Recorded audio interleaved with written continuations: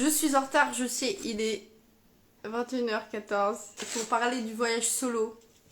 Et ça tombe bien parce que au final, je suis solo pour l'instant. Et c'est pas grave, moi ça me va de parler de voyage solo. Hello, hello, on va laisser le temps aux gens d'arriver quand même. Et vous avez vu depuis la dernière fois, j'ai changé de décor, j'ai mis une petite lumière, que ce soit dans l'ambiance. Ça fait un peu voyage, vous voyez. Déjà parmi ceux qui sont arrivés, dites-moi ceux qui sont déjà partis seuls et ceux qui ne l'ont jamais fait.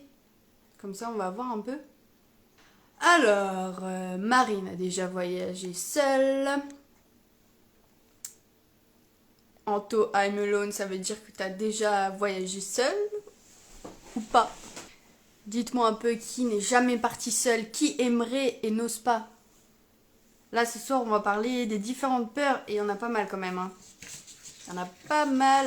J'en ai listé une, deux, et dans chacune, il y a pas mal de trucs, pas mal de croyances limitantes, pas mal de choses qui freinent finalement. 1, 2, 3, 4, 5, 6, 7. J'ai listé 7 peurs. Selon vous, c'est quoi un peu les peurs qui reviennent souvent? Les sous, d'accord. Donc l'argent est un frein, en effet. Souvent les gens voilà, se disent que ça coûte cher de partir seul.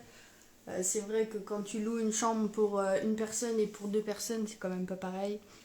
Donc dans les peurs, on a en effet le fait de manquer d'argent, que ça soit pendant, aussi après, d'avoir trop dépensé, d'avoir eu des imprévus, voilà, que ça soit, je sais pas, des passages de frontières ou autres, ou des arnaques, voilà, et qu'on se dise, mince, j'aurai pas assez d'argent quand je vais rentrer chez moi pour payer mes factures, machin, parce que j'aurais dépensé plus que prévu. Les douanes. Peur de se perdre et peur de se faire avoir de ouf. Donc la sécurité, évidemment. La sécurité, suivant les pays. Voilà, souvent, il y a quand même pas mal des pays étrangers où les gens, ils ont pas mal de stéréotypes, de clichés. Ils se disent, ouais, non, c'est pas sécure d'aller là-bas. Ni seul, ni à plusieurs, d'ailleurs. C'est pas sécure non plus de voyager quand on est une femme. Et pourtant, aujourd'hui, on compte quand même plus de voyageuses solo que de voyageurs solo. La barrière de la langue aussi. Ah, fallait que je sorte un truc, j'ai oublié. Pour ça, enfin, un petit tips par rapport à la barrière de la langue aussi. Peur de ne pas rencontrer des gens et d'être vraiment solo du ghetto. C'était ma peur avant de le faire et la plus grosse des blagues. Eh ben oui, celle qui revient souvent, ça va être la peur de la solitude. La peur de se sentir seul, de se sentir perdu, si voilà on a un problème, on a l'impression que bah voilà on devra gérer tout seul, etc. Qu'on va être se sentir dans la merde. Donc la solitude, l'inconnu aussi beaucoup. Qu'est-ce qu'on va trouver sur place, voilà, qu'est-ce qui va se passer, enfin se poser 15 000 questions sur le pourquoi du comment. Et l'inconnu, et ben pour beaucoup de personnes qui aiment bien tout contrôler, tout gérer, etc., ben ça peut être une source d'angoisse et d'anxiété. Si on est tous les deux, on peut jouer deux rôles. Oui, se répartir les tâches. Oh Se répartir les tâches, j'imagine que c'est ce que tu voulais dire. Ah, je suis morte. Mais oui, en fait, il y a plein de gens qui pensent que quand on est seul en voyage, on s'ennuie. Figurez-vous que non. Tu t'ennuies pas parce que justement, quand t'es tout seul, bah t'as plein de choses à faire finalement. Après, tout dépend de ta manière de voyager. Là, c'est pareil. On parle du voyage solo. Quand tu voyages en van, en voiture, en moto, c'est pas pareil qu'en sac à dos. Quand tu voyages, comment dire, en van, etc., t'as un peu ton confort avec toi. Du coup, c'est comme si t'étais un petit peu moins solo. Enfin, moi, je sais que quand je voyage avec ma voiture, je me sens... Bah, je suis seule et en même temps, je suis avec elle, quoi. Genre, quand je vais me promener, après, je la retrouve, entre guillemets, quoi. Tremblement de terre, donc là, tout ce qui est météo, intempéries. Les bestioles, oui. Ah, ça, je comprends, suivant les destinations. Moi, les bêtes m'aiment beaucoup, donc oui, c'est clair, les bestioles, ça peut être un frein pour certaines destinations. Moi, je sais qu'il y a certaines destinations où il y a énormément de moustiques, etc. Bon, ça dépend toujours des saisons. Mais c'est des destinations, parfois je me dis j'aimerais bien y rester des mois et des mois, mais être rempli de piqûres pendant des mois. Mais je pense que Marine de Ta Travel Therapy pourrait très bien nous en parler de ça. Parce qu'elle vit en Tanzanie et du coup elle pourrait très bien nous parler de ce que ça fait de vivre dans un pays chaud sur plusieurs mois. En vrai ça va parce que où j'habite le plus embêtant c'était les moustiques. Mais j'ai la chance que chez moi il fait plus frais, plus de verdure et donc pas beaucoup de moustiques. Ok, cool, ouais, donc ça dépend finalement de l'environnement quoi. Oh les cafards, mon cauchemar, ça me dégoûte. Je pars à la chasse, mes grosses phobies de ces bestioles. Ah. Au Sénégal, pendant la saison des pluies, il y a beaucoup de moustiques. Ben oui, l'humidité c'est une cata. Et comment faites-vous? Moi c'est un carnage, je gonfle et tout quoi. Oui, on a un Sénégalais avec nous, Daouda, et on a Marine qui est en Tanzanie, qui vit là-bas avec sa petite famille. Ah oui, bah aussi par rapport à l'alimentation, c'est vrai. Peur de tomber malade, donc là on retourne un peu. Ouais, donc là c'est plus côté hygiène du coup. Donc la peur de l'inconnu, beaucoup qui revient, de la solitude, barrière de la langue, de l'échec aussi. Le fait d'avoir un rêve et un objectif de voyage depuis longtemps et puis voilà de se mettre la pression en mode est-ce que je vais être à la hauteur du truc, voilà j'en ai parlé autour de moi, j'en ai parlé à mes proches etc, j'ai dit que je ferais ci, je ferais ça mais voilà il se passe toujours des trucs quand on y est, des imprévus et du coup il y a des choses qu'on ne fait pas ou pas de la façon dont on avait imaginé et donc ouais la peur de l'échec, de pas être à la hauteur, voilà et du coup on en vient à quoi? Tintin. La peur du... Non, pas la peur du vide. Si je vous dis la peur du jugement des autres. Merci Sam. Eh bah oui, la peur du jugement des autres aussi. Suivant tes amis et ta famille. Il y en a qui vont te juger si c'est pas spécialement dans la culture de chez toi de voyager. Si les gens autour de toi sont plutôt à rester chez eux, etc. Oui, quand on dit peur du jugement des autres, c'est clairement les proches. Hein. Alors quand ça va être le jugement des autres, ça va être plus sur les longs voyages. Parce que bon, partir 2 semaines, une semaine, bon voilà, maintenant on est en 2024, ça reste quand même assez, entre guillemets, la norme pour des vacances pour des Français, quoi.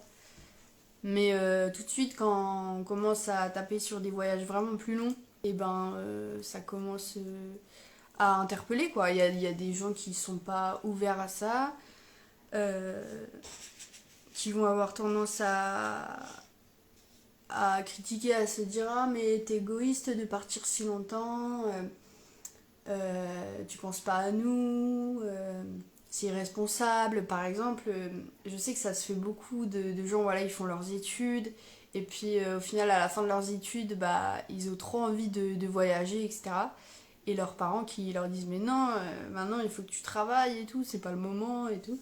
Et donc il y a des familles qui ne comprennent pas le fait de partir longtemps comme ça en voyage et encore plus seul. En général, c'est pour des tours du monde ou c'est pour faire des 6 mois par-ci par-là. Et t'as des familles ou même des amis qui vont avoir tendance à dire ouais, t'es irresponsable de partir là-bas, dans ces pays-là, ça craint, etc. Alors que ces personnes-là, finalement, souvent ne sont jamais parties et ne savent pas ce que c'est le voyage seul, le voyage solo, et en plus se basent que sur des choses qu'elles ont vues sur Internet et à la télé. Et donc beaucoup de clichés, beaucoup de stéréotypes. Je pense à plein de pays. C'est la guerre là-bas, où il y a des gangs, il y a des machins et tout. Alors il y a des trucs vrais, et puis il y a des trucs toujours exagérés, quoi. L'enfer, c'est les autres. Bah toujours, hein, on en revient toujours à la même chose. Est-ce les grands-parents qui n'ont jamais voyagé, qui s'inquiètent pour ton argent? La base. J'ai fait le tour. Et bien, selon vous, comment faire pour pallier à ces peurs? Enfin, déjà, ces peurs, elles sont liées à quoi? Je vous pose la question, mais je connais la réponse. Elles sont liées à notre culture, à la façon dont on a été éduqué. Et j'attends un mot en particulier. On va voir si vous suivez un peu mes contenus. Yes, les croyances. Mais oui, nos peurs, elles sont liées à nos croyances. Et à nos croyances limitantes en particulier. Et en fait, c'est ça, tout ce qu'on dit depuis tout à l'heure, c'est des croyances limitantes. Dès qu'on se dit ah, je suis pas capable de, je peux pas faire ça parce que c'est trop cher, je peux pas faire ça parce que je vais me sentir seule et perdue, je peux pas faire ça parce que je vais pas aller au bout, je vais me sentir nulle. C'est ça. C'est à base. Le travail sur les croyances, j'en parle tout le temps et je travaille tout le temps sur ça avec mes coachés. Pour la peur de la solitude, peut-être que tu te dis j'ai peur de me sentir seule et isolée, les autres vont me juger ou me trouver bizarre si je suis seule tout le temps. D'ailleurs, ça me fait penser à rien que le fait de manger au restaurant seule, même en France, il y a plein de personnes qui ne se voient pas du tout aller au restaurant toute seule à cause du regard des gens. Et c'est vrai que c'est plus facile de manger au restaurant tout seul à l'étranger, parce que tu dis de toute façon tu es dans un autre pays et puis personne ne te connaît, que de le faire en France. Mais ça se fait. Ça se ferait, encore une fois, voilà, c'est des croyances à déconstruire. Je suis nulle. Croyance limitante, Jess. Non mais c'est pas possible ça. Je vois pas pourquoi ça s'est coupé. Ça me fatigue. Ça n'arrive qu'à Jess. Est-ce que c'est une croyance limitante? Oui.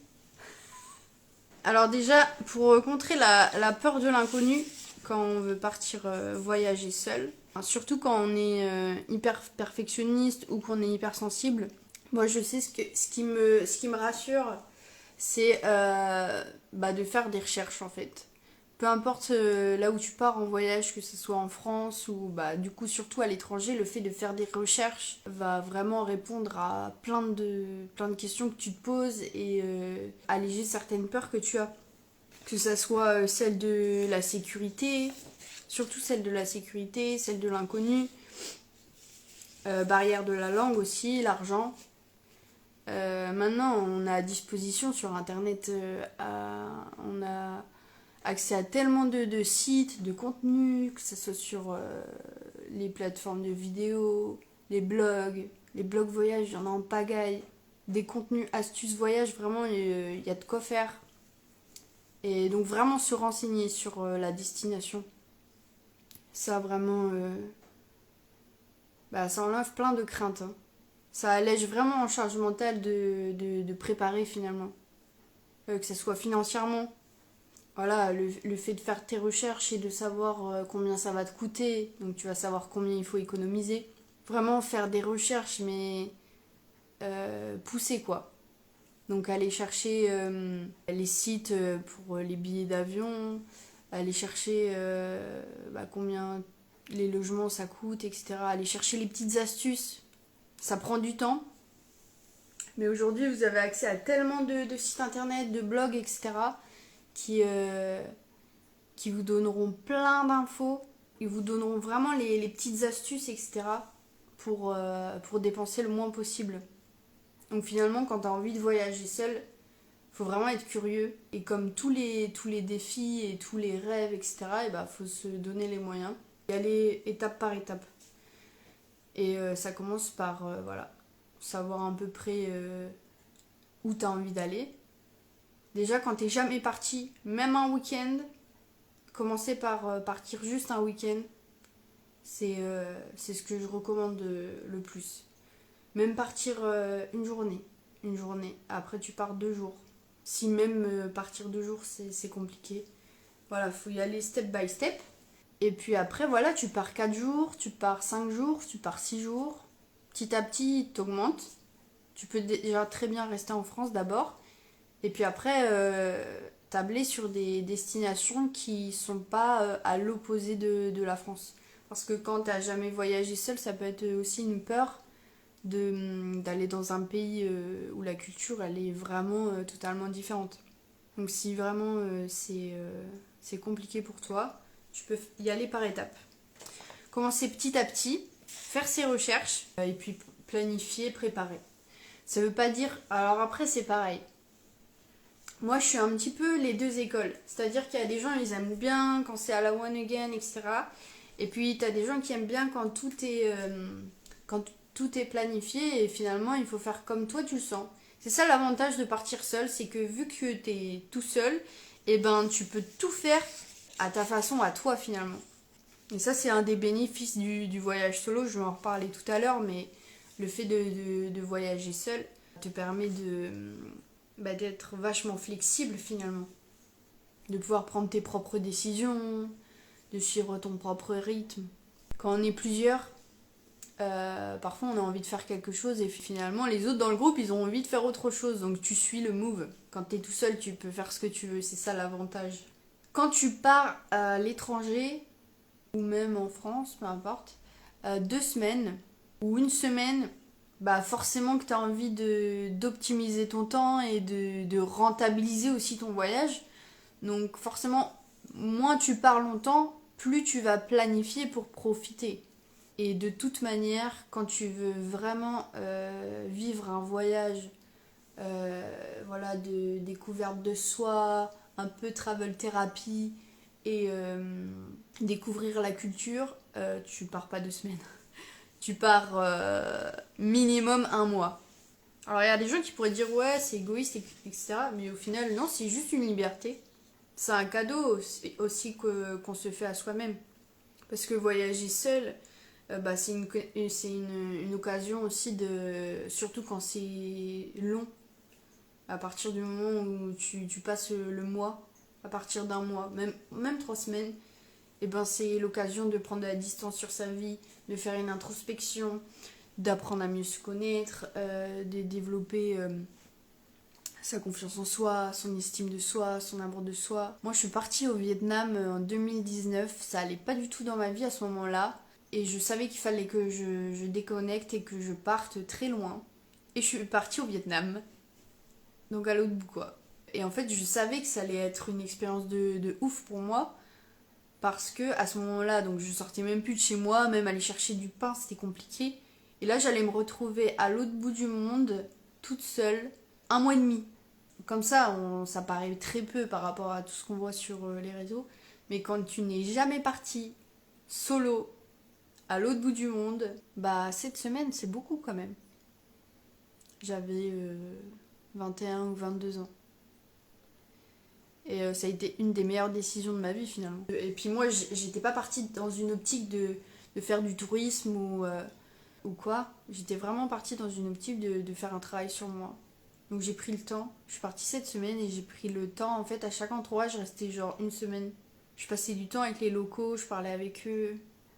Est-ce que j'ai eu l'impression d'être partie 2 ans Je sais pas, mais il y a tellement de choses qui ont changé dans ma vie. En fait, j'étais en couple quand je suis partie.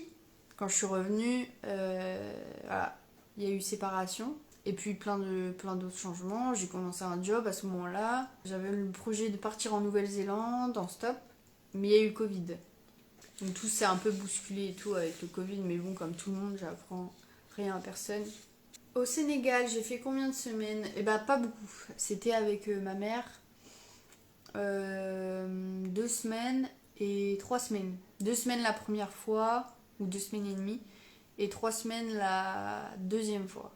Mais par contre, c'est vrai qu'au Sénégal, je suis partie 2 semaines et 3 semaines, et ça m'avait paru beaucoup plus long. Mais on avait fait tellement de choses aussi. Plus tu remplis tes journées, et plus tu as l'impression de faire de choses. Mais c'est sûr que mon voyage au Vietnam a marqué un tournant dans ma vie.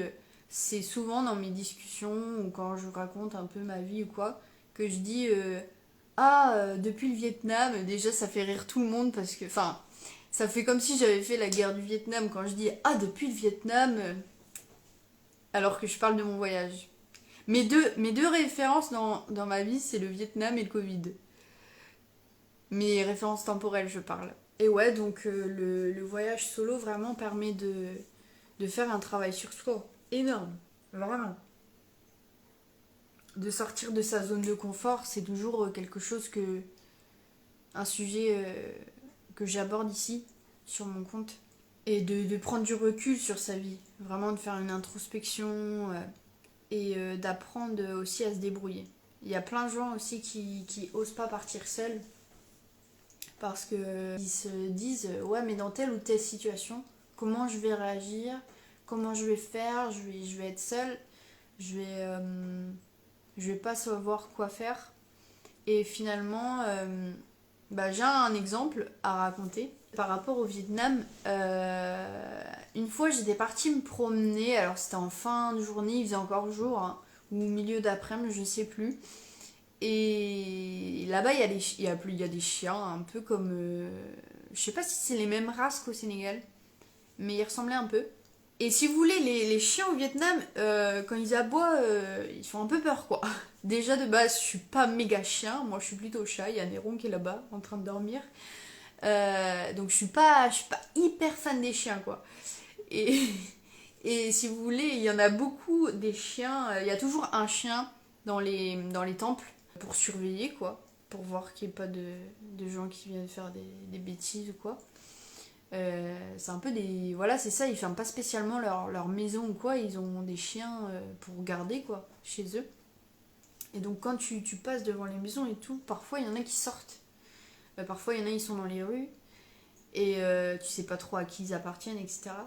Et c'est vrai qu'à chaque fois que je sortais et me promenais et que je savais que j'allais passer dans des coins où il y avait des chiens ou que voilà, il commençait à être un peu tard ou quoi, je mettais tout le temps un pantalon. Je me disais, mais tout le temps un pantalon, je sais pas, je pense que c'est la peur de se faire mordre ou quoi. Et puis il y a une fois, j'étais en tunique et je suis sortie et j'ai oublié de mettre un pantalon. Donc c'est comme une robe, quoi. Et là, j'entends les chiens et tout au loin et j'étais là, oh non. Et donc là, je commençais à paniquer et tout. J'étais là, oh non, je vais me faire mordre et tout. Et en plus, à chaque fois j'étais là en train de leur parler et leur dire, tout doux, ça va bien se passer. Moi, je fais juste passer, je passe, je trace mon chemin et voilà, faites votre vie et tout.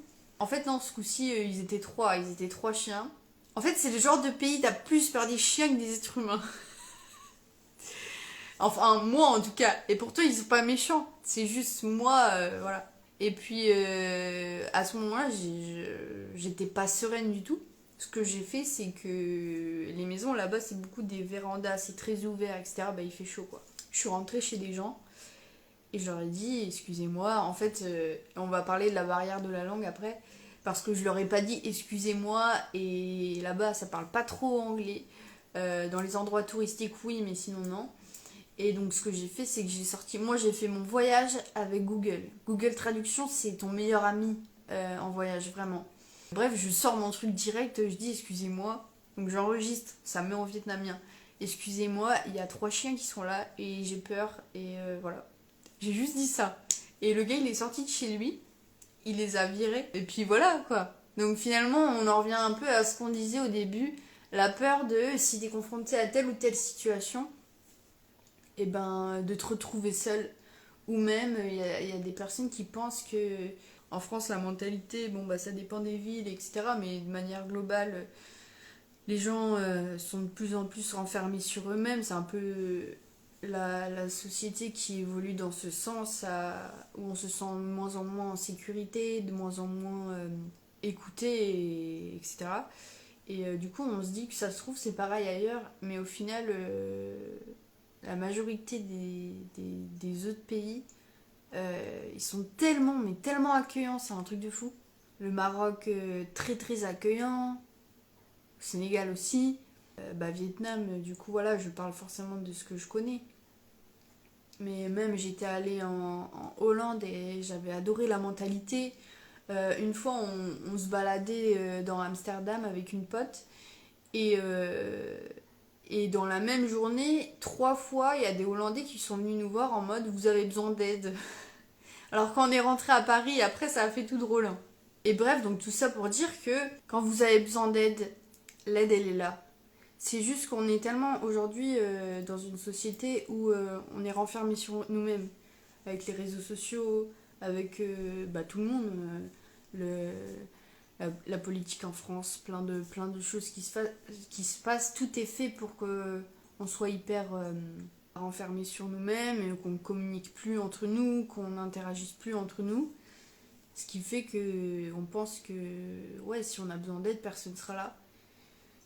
Et finalement, quand on demande de l'aide, il y a toujours quelqu'un. Mais même en France, en vrai. Donc voilà, Ça, c'était pour répondre un peu à la peur de la solitude, la peur de la sécurité aussi. Et du coup, j'ai parlé aussi de la barrière de la langue. Alors, moi, je parle que français. Anglais, j'ai des bases, mais très minimes. Le seul conseil que je peux vous donner, c'est de ne pas vous freiner pour la barrière de la langue, mais de prévoir une bonne connexion internet, un bon traducteur. Et si vous savez exactement, par exemple, vous ne faites pas un tour du monde, mais par exemple, vous décidez d'aller en Thaïlande ou, je sais pas moi, en Argentine, et ben vous téléchargez les langues de ces pays-là. Et comme ça, même quand vous êtes hors connexion, vous pouvez voilà, taper un truc en français et ça vous traduit. Il n'y a pas besoin d'avoir, je disais avoir une bonne connexion internet, mais en vrai, si vous avez téléchargé tout le dictionnaire, enfin tout le truc de la langue sur Google Traduction, et ben vous pouvez y aller hors connexion tranquille. Alors je suis pas sûre que l'option micro fonctionne hors connexion par contre. Je crois qu'il faut écrire. C'est que l'écrit qui fonctionne. Peut-être que ça a changé depuis, hein. On est en 2024. Donc c'est possible. Et puis c'est marrant parce que ça fait des gros fous rires aussi en voyage. C'est que quand tu mets la traduction, parce que nous en France, on a énormément de vocabulaire. On a énormément de mots pour dire une même chose, mais avec plein de petites variantes. Et nous, on va avoir triste. Et pour triste, on va avoir plein de variations. Ça va être stressé, angoissé, perturbé. J'ai pas la roue des émotions sous les yeux, mais je sais qu'il y a tellement de mots, alors qu'il va y avoir qu'un mot ou trois au Vietnam, quoi. Ce qui fait que parfois, quand on tape ce qu'on veut dire en français, eux ils ont une traduction, mais ça se trouve parfois ça va avoir aucun sens, et inversement. Donc parfois c'est des fous rires. Parfois, je me souviens, on m'avait écrit quelque chose et ça avait écrit j'aime tes pieds ou un truc du genre. Et du coup, en vrai, ça fait des bons fous rires aussi. Quand on voyage seul, on peut loger dans plein de logements différents finalement. Chez l'habitant, à l'hôtel, en auberge de jeunesse. Vraiment, si on est en mode bivouac, etc., ça peut être en tente, en van, voiture. Et donc voilà, donc quand on est en auberge de jeunesse, on peut rencontrer d'autres voyageurs. Et là, du coup, en général, les autres voyageurs, ils parlent quand même bien anglais, hein. Moi, quand j'étais au Vietnam, j'ai croisé des Américains, des Espagnols, des Anglais, des Allemands. Et il faut dire que les autres sont quand même bons en langue. Les étrangers sont quand même bons en langue et pas trop nous, quoi. Enfin, je veux pas parler de tous les Français, mais quand même, on n'est pas les mus du must là-dedans, comparé à d'autres pays, ce qui fait que tu te sens vite fait un peu freiné, quoi. C'est-à-dire que autant les locaux, vu qu'eux non plus ne parlent pas spécialement anglais, eh ben ils vont avoir cette patience autant que toi d'attendre la traduction, tu vois. Forcément que les discussions sont beaucoup plus longues quand tu parles avec un traducteur, parce qu'il y a le temps d'écrire ou le temps de parler, le temps que machin. Et les étrangers qui parlent bien anglais n'ont pas spécialement la patience que tu sortes ton téléphone et que tu fasses la traduction. Enfin, moi j'ai bien senti qu'il y a des fois ça allait saouler, quoi. Donc finalement, ça n'a pas été mes plus grosses rencontres en voyage, quoi. Jusqu'à maintenant en tout cas. Donc, la barrière de la langue, quand on voyage seul, c'est pas un frein. Parce que du coup, il y a des solutions comme utiliser un traducteur, comme je disais. Les signes, ça marche beaucoup, les signes. Et donc oui, pour parler avec les locaux, c'est pas un problème. Après, avec les autres voyageurs, ça dépend sur qui on tombe. Il y a des personnes qui sont patientes et d'autres, voilà. Patientes et bienveillantes. Donc voilà un peu pour la barrière de la langue. Maintenant, pour l'argent, on en a parlé tout à l'heure, bien planifier, bien s'organiser, faire plein de recherches. Bien sûr que c'est des contraintes de chercher pendant des heures le meilleur plan, etc. Mais il faut savoir ce qu'on veut en fait. Et après, tout est une question de confort. si ça te dérange pas de sortir de ta zone de confort et de dormir chez l'habitant, de dormir en auberge de jeunesse.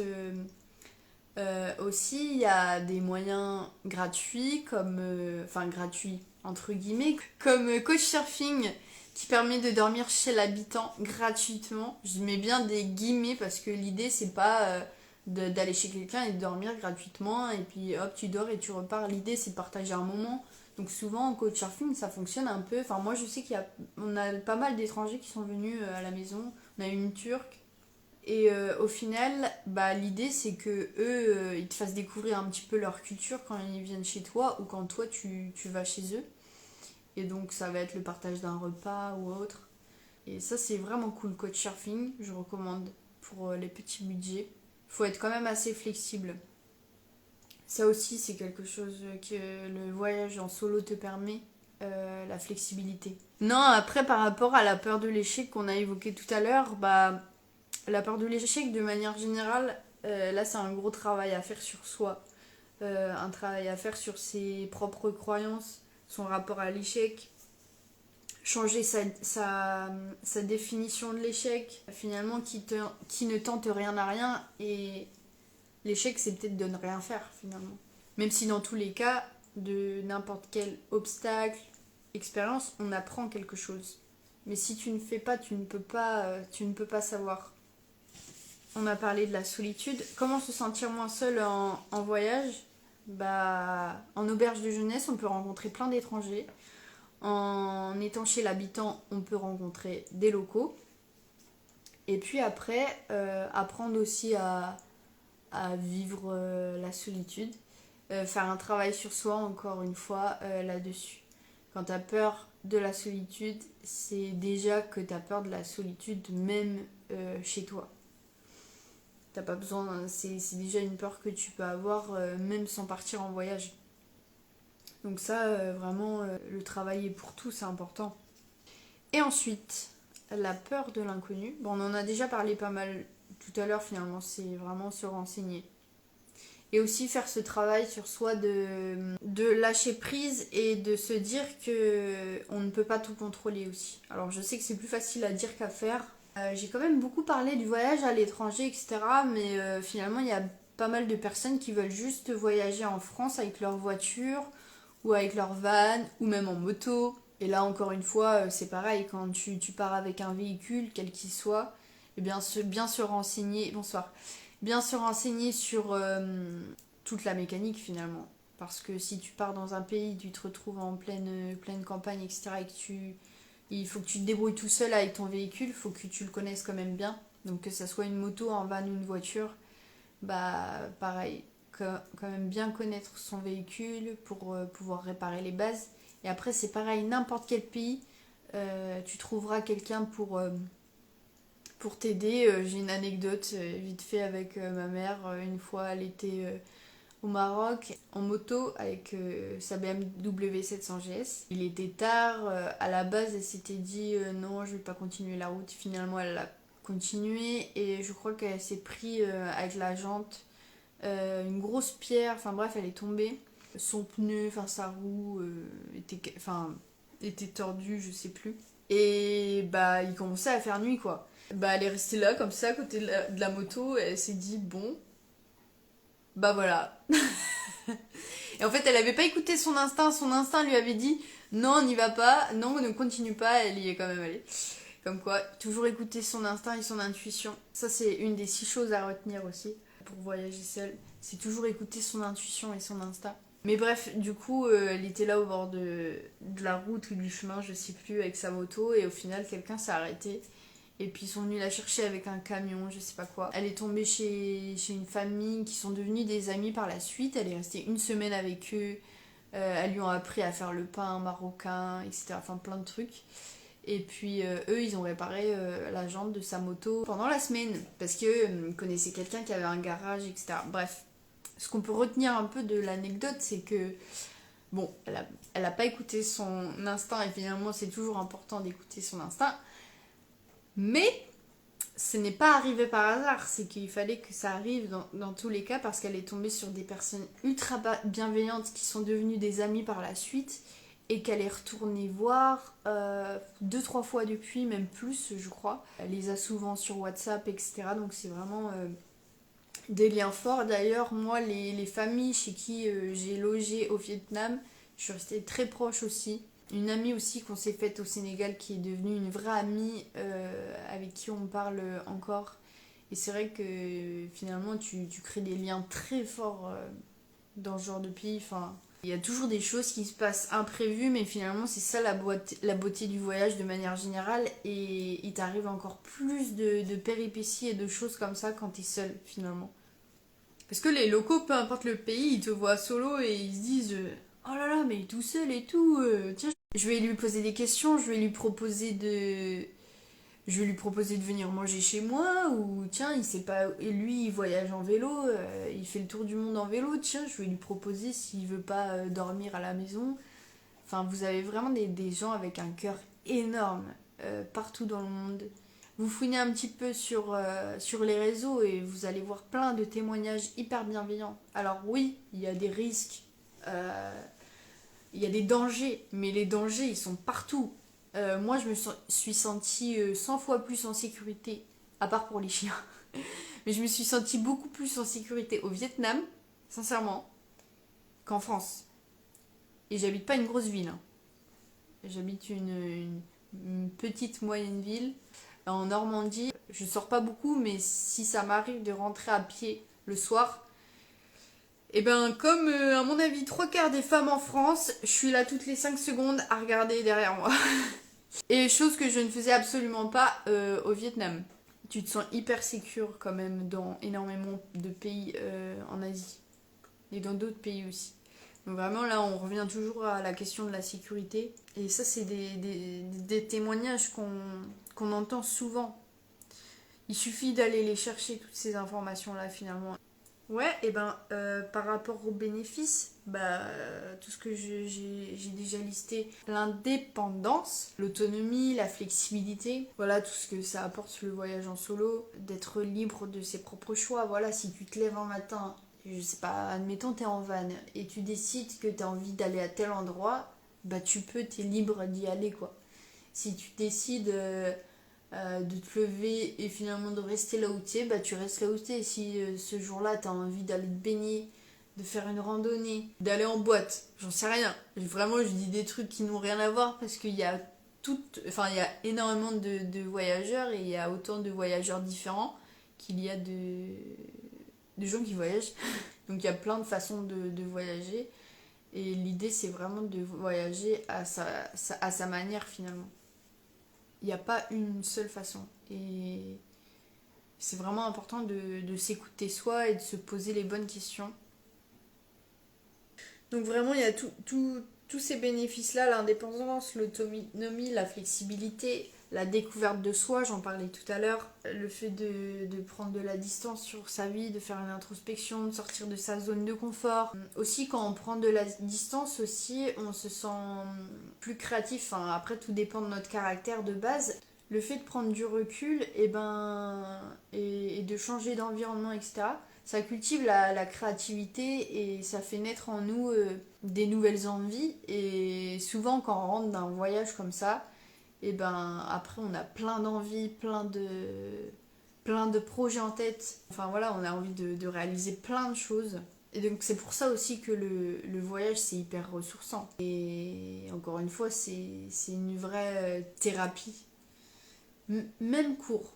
Même si on part 1 semaine ou 2 semaines, c'est hyper ressourçant de voyager, que ça soit seul ou pas d'ailleurs.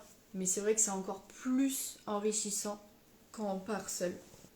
Ça nous permet de développer toute cette capacité de se débrouiller, de s'adapter, de cultiver la résilience aussi, s'adapter un peu aux imprévus. L'idée c'est toujours d'y aller par étapes. Si déjà partir 1 semaine c'est compliqué, commence par une journée, fais-le plusieurs fois, et puis par 2 jours, fais-le plusieurs fois. Petit à petit, tu augmentes.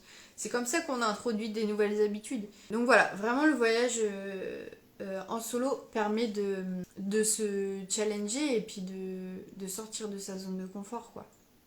Mais toujours y aller par étapes quand on n'a jamais fait. Et puis, donc toujours cette idée de liberté finalement, de faire ce que tu as envie en fonction de qui tu es. Je sais pas si ta passion c'est de faire du surf, bah voilà, peut-être que quand tu vas voyager seul, tu vas peut-être essayer de faire plusieurs spots de surf. Si ta passion c'est la musique, tu vas peut-être faire plein de festivals. Et finalement, même si tes amis ne sont pas musiciens et la musique c'est pas leur truc, ou que tes amis c'est pas des surfeurs, etc., bah c'est vrai que si t'étais parti avec eux, t'aurais pas fait la même chose que si t'avais été tout seul. C'est ça l'avantage quand tu voyages solo. Les rencontres, encore une fois, ça c'est de manière générale dans la vie, toutes les rencontres qu'on fait, elles sont hyper enrichissantes et encore plus en voyage, quoi. Comme je le disais tout à l'heure avec l'anecdote, que ça soit moi au Vietnam ou ma mère au Maroc, tu découvres des gens et qui restent des amis, quoi. Souvent, ça me fait. D'ailleurs, quand tu passes autant de temps comme ça avec des locaux, ça me fait penser à. J'ai toujours cette référence-là dans la tête, c'est Rendez-vous en terre inconnue, qui était avant avec Frédéric Lopez et maintenant c'est avec Ravel de Casablanca. Cette émission, elle est ouf. C'est un peu une référence dans le monde du voyage, Rendez-vous en terre inconnue. Le dernier bénéfice, bah, c'est le fait de se sentir fier de soi, tout simplement. Surtout quand c'était une vraie peur, et ben le fait de le concrétiser et de le réaliser, tu te sens tellement fier. Mais ça, c'est pour n'importe quel projet, n'importe quel objectif. Mais oui, j'ai l'habitude, mais ça m'a pas empêché de me retrouver dans des situations parce que même si j'ai été habituée à voyager avec ma mère depuis petite et du coup à savoir me débrouiller, bah finalement je suis quand même hypersensible, donc il y a des situations, que ce soit ici dans mon quotidien ou quand je voyage, qui peuvent me mettre mal, c'est normal. Donc oui, bien sûr, il a fallu s'adapter, mais de chaque petit obstacle, de chaque expérience, etc., t'en apprends toujours des choses, et sur toi, et sur le monde, et sur la vie. Sur toi, parce que tu te rends compte que tu arrives à aller outre les obstacles et que tu arrives à trouver des solutions quand tu te sens en situation d'urgence. Donc tu apprends ça de toi, que finalement tu es plus fort que tu ne le penses. De deux, tu en apprends sur le monde, parce que si tu voyages à l'étranger et que tu avais des a priori, tu te rends compte que tu as des gens bienveillants partout, et même plus ailleurs que parfois ici. Et trois, tu en apprends sur la vie, par rapport à l'ouverture d'esprit, par rapport à plein de choses, quoi. À ce que tu as envie de faire de ta vie, quel sens tu as envie de lui donner, ce que ça t'apporte, etc. Donc je vais conclure ce live en rappelant les 6 points importants un peu de tout ce qu'on a parlé, et les 6 conseils que je pourrais donner aux personnes qui aimeraient partir seules. Ben, la première chose à faire, c'est identifier tes peurs. La deuxième, c'est qu'est-ce que tu te racontes. Voilà, quelles sont tes croyances limitantes en gros. Donc la peur de la solitude, je risque de m'ennuyer ou de ne pas profiter pleinement de mon voyage.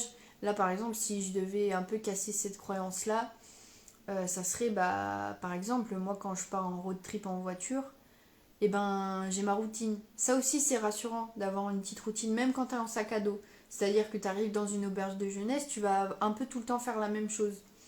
Tu vas ranger tes affaires, etc. Tu vas peut-être aller prendre ta douche, toujours avoir un petit peu des rituels. Les rituels, c'est hyper... C'est vrai que souvent, le mot routine est souvent assimilé à quelque chose de péjoratif, alors qu'une routine, tant que tu l'as choisie, c'est hyper confortable et hyper rassurant d'en avoir une. Et en voyage, c'est aussi hyper rassurant d'avoir une routine.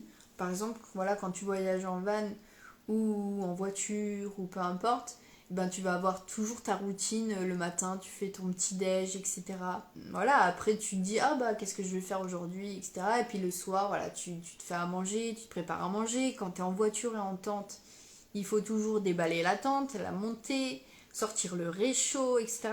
Et c'est vrai que moi quand je voyage seule, et par exemple voilà en voiture avec ma tante, voilà, et ben je m'ennuie pas parce que j'ai tellement de choses à faire. Faut que je me lave, faut que je fasse la vaisselle. Non pas que je fasse pas la vaisselle chez moi, quoique s'il y a un lave-vaisselle. Tu vois, c'est quand même pas pareil. Faut que tu marches jusqu'au sanitaire. C'est des petites routines et des petits rituels qui changent tout. Je vais avoir l'air stupide ou maladroite si j'essaie de parler la langue locale et que je fais des erreurs. Est-ce que cette croyance, elle est vraie ou pas?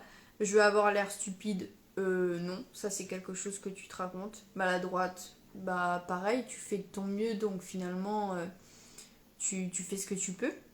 Et si j'essaye de parler la langue locale, au contraire, les locaux, ils sont hyper contents quand tu fais l'effort parce que c'est pas tous les voyageurs qui font l'effort de parler la langue locale, donc souvent c'est très apprécié. Il n'y a rien qu'à voir moi, voilà, quand on a des voyageurs qui viennent et tout à la maison, bah, le fait qu'ils fassent l'effort de parler en français, etc., on trouve ça génial parce que bah, c'est un bel effort, quoi.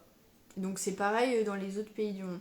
Donc du coup, voilà, si on devait déconstruire cette croyance-là, non, t'auras pas l'air ridicule et t'auras pas l'air non plus maladroit. T'auras juste l'air d'un étranger qui a le courage de faire l'effort de parler la langue locale, ce qui n'est pas le cas de tous les voyageurs. Et ça, c'est très courageux. Et en fait, faut faire ça avec toutes tes croyances. Donc je le répète, si t'avais pas suivi. Identifier tes peurs, identifier tes croyances, les déconstruire et en parallèle faire des recherches sur ce qu'on a envie de faire, que ce soit voyage à l'étranger, voyage court, plus long sur plusieurs mois, voyage en van, en moto, en voiture, peu importe la manière, vraiment se renseigner, ça allège en charge mentale et ça rassure. Donc faire plein de recherches en fonction du pays, se renseigner sur les papiers, les documents, la santé, pareil au niveau du budget, de quelle manière toi tu as envie de voyager. Et finalement, toutes les réponses, elles sont sur internet, mais elles sont aussi en toi. Qu'est-ce que toi tu as envie de faire? Vraiment, il faut que tu te poses la question de quel type de voyage tu as envie de faire. Et en fonction de ce que toi tu as envie et pas ce dont les autres ont envie. Non, Néron, ils sont le. Non, c'est pas pour toi ça. Et ensuite, bah voilà, rester ouvert aux rencontres. Alors ça pareil, il faut y aller par étapes. Si de base c'est plutôt introverti, je sais que c'est pas évident. Moi je sais que j'avais du mal du coup avec les autres voyageurs, mais c'était plus facile avec les locaux. Parce qu'il y avait un petit peu cette égalité au niveau de la barrière de la langue et du coup c'était plus facile d'être proche d'eux. Ce qui est assez étrange finalement. Parce qu'on pourrait se dire, ouais bah je sais pas parler la langue, lui non plus. Du coup, ça va être vraiment compliqué. Mais vu que bah, ni l'un ni l'autre ne sait parler la langue de l'autre, bah finalement ça rapproche. Donc vraiment rester ouvert aux rencontres et y aller par étapes, voilà. Et s'écouter, vraiment écouter son instinct. Si tu sens qu'il faut pas aller à un endroit, n'y va pas. Si tu sens que tu as envie de faire telle ou telle chose, vas-y, il y a Néron qui arrive. On va finir le live avec Néron. Néron dans le live. Ok. Jess, hyper spontanée.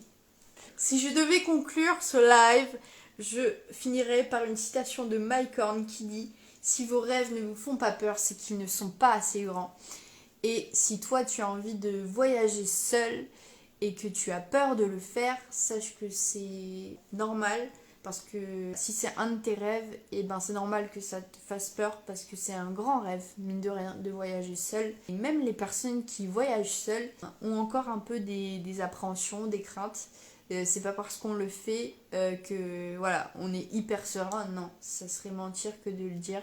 Donc avoir des peurs, c'est totalement normal. Il suffit après de travailler dessus, déjà de les identifier, de travailler dessus, de bien se préparer, de savoir se poser les bonnes questions, savoir ce qu'on a envie de faire, peu importe ce qu'on a envie de faire dans la vie de manière générale, faire toutes les recherches nécessaires. Et puis voilà, après, il n'y a plus qu'à passer à l'action. Et si vraiment, en faisant tout ça, vraiment de manière assidue, si je dois dire ça, si vraiment tu fais ça correctement, normalement, tu pars. Si vraiment c'est compliqué, eh ben fais-toi accompagner, que ça soit par un thérapeute ou une coach. Non, vraiment, si t'as des peurs qui sont vraiment ancrées et qui dépassent le sujet du voyage, là je t'invite à te faire accompagner. De toute façon, peu importe qui tu es et peu importe ton vécu, si vraiment c'est ton rêve, tu peux le faire. Il faut juste que tu crois en toi, que tu crois en tes rêves et surtout, n'hésite pas à te faire accompagner si tu en as besoin. Voilà, et ben écoutez, sur ce, je vous laisse. Je vous souhaite une bonne nuit, une bonne fin de week-end. Et puis à très vite dans un nouveau live. J'espère que ça vous a plu, que vous avez passé une bonne soirée. Ciao! Merci beaucoup à tout le monde. Ne rêve pas ta vie. Vis tes rêves.